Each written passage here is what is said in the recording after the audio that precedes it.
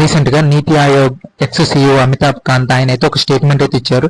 మన ఇండియా గనక 2047కి అయితే 2050కి $30 trillion ఎకానమీ గనక అవ్వాలంటే మన ఇండియన్స్ పర్ వీక్ 90 hours అయితే వర్క్ చేయాలి. అంటే అది గనక మనం పర్ డే గనక ట్రాన్స్లేట్ చేస్తే nearly 13 hours 14 hours per day work చేస్తేనే మన ఇండియన్స్ అయితే మన ఇండియా డెవలప్డ్ ఎకానమీ అవుతుంది, అయితే $30 trillion ఎకానమీ అవుతుందని ఒక అన్రియలిస్టిక్ ఎక్స్పెక్టేషన్స్ అయితే పెట్టుకున్నారు. అండ్ టు బి ఫ్రాంక్ చెప్పాలంటే ఇది ఇన్ఫోసిస్ ఎవరైతే ఫౌండర్ ఉన్నారో నారాయణ మూర్తి ఆయన అయితే ఈ యొక్క డిస్కషన్ అయితే మన ఇండియాలో స్టార్ట్ చేశారు. ఏదైతే ఆయన 70 hours వర్క్ చేయాలి, లేకపోతే ఎక్కువ వర్క్ మీద పెట్టాలి, యూత్ అందరూ వర్క్ కోసం ఎక్కువ ఇంట్రెస్ట్ చూపించాలని. దాని తర్వాత ఒక రకంగా వేరే సీఈఓస్, ఓలా సీఈఓ కానీ లేకపోతే ఎల్ఎన్టీ చైర్మన్ కానీ వీళ్ళందరూ ఒక రకంగా ఒక రేస్ లో పాల్గొన్నట్టు ఆయన 70 అన్నాడు కాబట్టి నేను 80 అంటాను, నేను 90 అంటాను, ఇంకోటి 100 అంటారు, అయితే అసలు వీళ్ళు పడుకోకుండా 24/7 పని చేయాలి.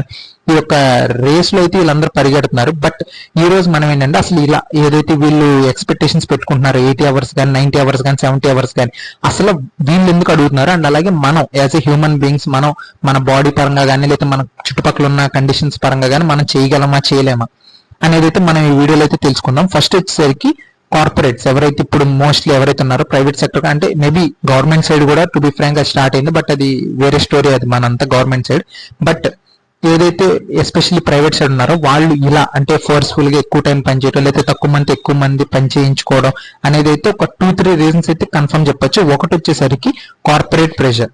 కార్పొరేట్స్ లో ప్రైవేట్ లో ఏంటంటే మీరు అంటే ప్రైవేట్ లో కనుక పనిచేస్తే అందరికీ తెలిసింది మీరు ఎక్కువ టైం మీరు ఆ కంపెనీలోనో ఆ యొక్క ఆర్గనైజేషన్ లో కనుక పనిచేస్తే అప్పుడు మీరు లాయర్లు లేకపోతే మీరు హార్డ్ వర్కింగ్ అని వాళ్ళు గుర్తిస్తారు. అదంటే ఒక ఫూలిష్ థింగ్, బట్ అదే అందరూ చూస్తారు. అది వన్ ఆఫ్ ది రీజన్. రెండోది వచ్చేసరికి ఎకానమిక్ కాంపిటీషన్. ఏదైతే ఒక కంపెనీకి ఆ యొక్క సెక్టర్ లో వేరియస్ అదర్ కంపెనీస్ తో రైవలరీ గానీ కాంపిటీషన్ గానీ ఉంటుంది కాబట్టి వారు క్వార్టర్లీ కానీ హాఫ్ ఇయర్లీ కానీ యాన్యువల్లీ కానీ వాళ్ళ యొక్క పెర్ఫార్మెన్స్, మేము ఎంత రెవెన్యూ పెరిగింది, ఎంత ప్రాఫిట్స్ పెరిగినాయి, లేకపోతే మేము ఇన్ని కొత్త కంపెనీస్ ని మేము ఆన్ బోర్డ్ చేసుకుని ఇట్లాంటి వాళ్ళందరూ చూపించుకోవాల్సి వస్తుంది కాబట్టి సో వాళ్ళందరూ 24/7 మేము ఆన్ యువర్ టోస్ మీద ఉండాలన్నట్టు వాళ్ళు ఎక్స్పెక్ట్ చేస్తారు. మూడోది వచ్చేసరికి job insecurity.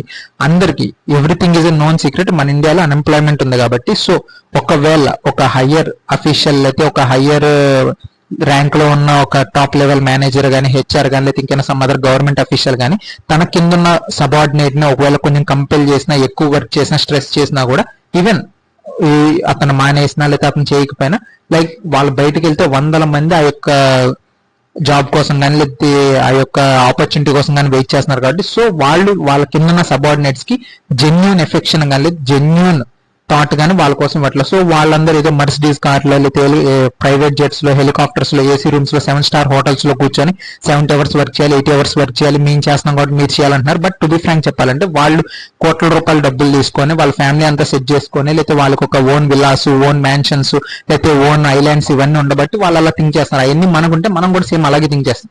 Okay, that's the story for another. But ఏంటంటే మనకి ఇప్పుడు ఓకే వాళ్ళ సైడ్ నుంచి వాళ్ళు అడుగుతున్నారు, బట్ మనం యాజ్ ఎ హ్యూమన్ బీయింగ్స్ మనం ఇలా వాళ్ళు అడుగుతున్నట్టు డేకి 12 hours 13 hours 14 hours వర్క్ చేయగలమా అనేది చెప్తే టు బి ఫ్రాంక్ చెప్పాలంటే లేదు.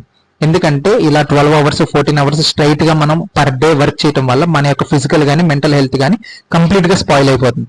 అండ్ రెండోది ఏంటంటే మన ఇండియాలో ఎస్పెషల్లీ 2050 నాటికి లేదా 2047 నాటికి మన ఇండియా డెవలప్డ్ ఎకానమీ అవుతుందా లేదనేది పక్కన పెడితే కన్ఫర్మ్ గా మన ఇండియా ఒబిసిటీలో టాప్ 3rd పొజిషన్ లో ఉంటుంది. ఒబిసిటీ ఎందుకు వస్తుందంటే డైరెక్ట్లీ ఇండైరెక్ట్లీ మన జాబ్ రిలేటెడ్. మనకి ఇలా 12 hours 14 hours గనక మనం ఒక కంపెనీలోనో లేకపోతే ఒక ఆర్గనైజేషన్ లో పనిచేస్తుంటే మనం ఇంట్లో వండుకోవడానికి కానీ లేకపోతే మనం ప్రాపర్ ఫుడ్ తినడానికి ఉన్న ఫ్రోజన్ ఫుడ్స్ లేకపోతే ప్రాసెస్డ్ ఫుడ్స్ ఇట్లాంటిది. సో దానివల్ల ఏంటంటే మన డైజెషన్ లో ప్రాబ్లమ్స్ అయితే మన బాడీలో ప్రాబ్లమ్స్ రావడం వల్ల ఒబేసిటీ అనేది దానికి వన్ ఆఫ్ ద కారణం అవుతుంది. సో మన ఇండియాని ఒబేసిటీ చేయడానికి కూడా ఇది ఇండైరెక్ట్లీ రీజన్ కూడా అవుతుంది.